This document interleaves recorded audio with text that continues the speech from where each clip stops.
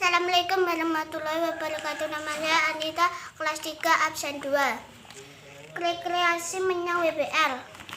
Dino Minggu Rini lan kanca-kancane sekelas rekreasi menyang WBL.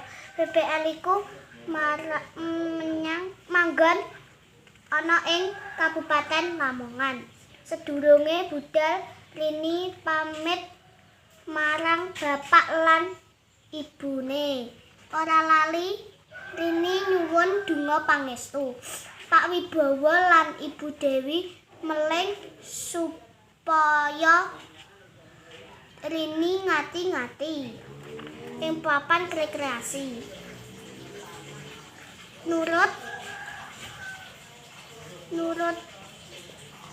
apa sing ngendikake bapak lan ibu guru sing ndampingi. Jam 5 Rini lan rombongan wis budal tekan WBL. Waktara jam 8. Bocah-bocah seneng banget dolanan ing papan iku. Akeh banget jenise dolanan kanggo bocah-bocah.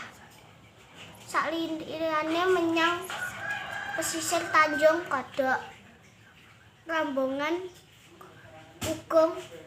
uga mampir ing Gua Maharani.